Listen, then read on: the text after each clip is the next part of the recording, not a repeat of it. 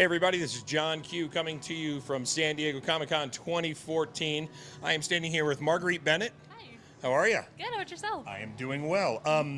Marguerite, so you're a writer for Boom. Well, and you got a couple things you're working on now. One of them is Butterfly. Can you tell us a little bit about Butterfly and what you're doing with it? Yes, it's a 4-issue miniseries that's starting in September, and I'm co-writing it with Arash Amel, who is the screenwriter who created Grace of Monaco. Okay.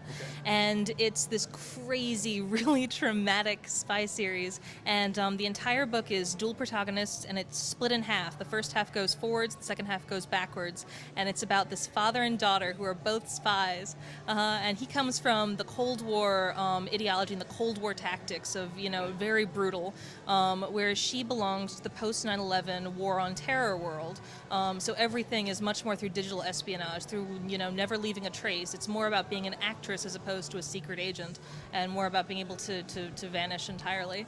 And so it's about this father and daughter who, unknown to each other, have both been manipulated and corrupted by the same organization, and are now essentially thrown against one another. And so I hope it'll be very exciting. So is this your idea? Oh no, Arash was the one who came up with it, and he had this magnificent 50-page lookbook, and he'd been seeking someone who was able to execute it in a way that would be up to the standard of his vision. And so it was actually kind of terrible. When Boom wound up approaching me for the story, I thought I was the only one that they were speaking to about it, and so I just sort of walked in and said, okay, it's a dual protagonist, we're going to split the book in half. The first half is going to be hers, it's going to go forward, the second half is his, it's going to go backwards. They're going to meet on a double splash page in every issue, and it's, we're going to get 2 different colorists, 2 different art teams to make them unreliable narrators, and I just walked in and said all this without realizing that it was actually a bake-off. And so I'm so happy that they wound up forgiving me for that terrible moment of vanity. So.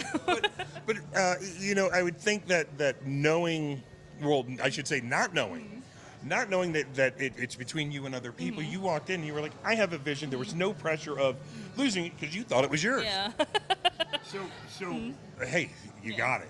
So now you're doing it, and you said it comes out in September? It does, the first issue. Okay. And Antonio Fuso is our artist.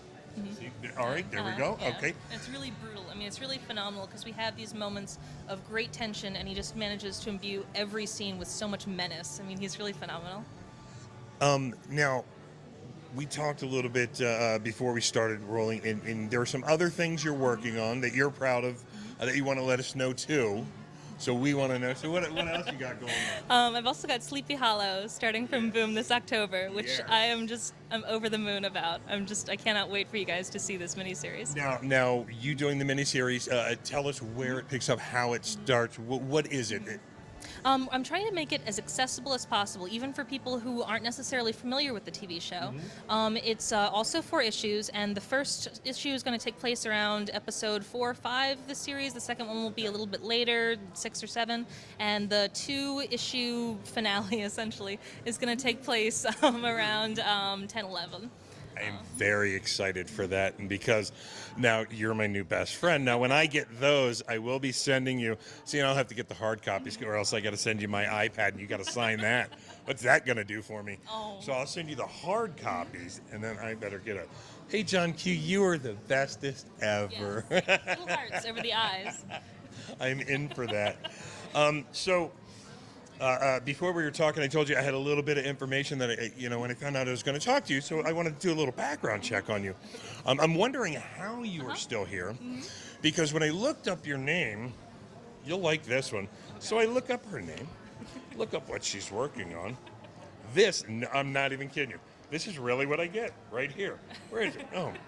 Oh. Margaret, apparently you died on March 6th, and you were born in Texas in 1919. I'm not kidding. I looked you up and I was like, what?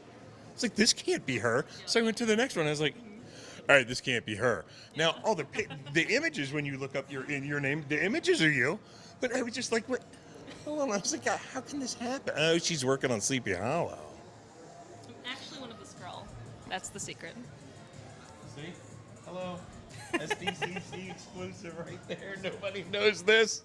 So, after Sleepy Hollow, is there anything, any passions that you have that you want to work on There it is. I couldn't even get the sense out. Yes, tell us. I'm really excited. I'm working with Daphne Pleben right now and pitching some creator-owned series to Boom, and they're just going to be really wild, and I just really can't wait to show people, the kinds of things that I would create under my own steam, and just, like these like brutal, beautiful stories that I just really hope people respond to. Well, I was lucky enough to talk to Ross yesterday, and he is a great man and funnier than anything. And I'm telling you, if you have what he wants, which I know you do, then you're gonna have no problem with that. Just going in with your ideas. I love your ideas, and I can't wait to read them. And I want to thank you so much for spending some time with us. It's a pleasure. Really.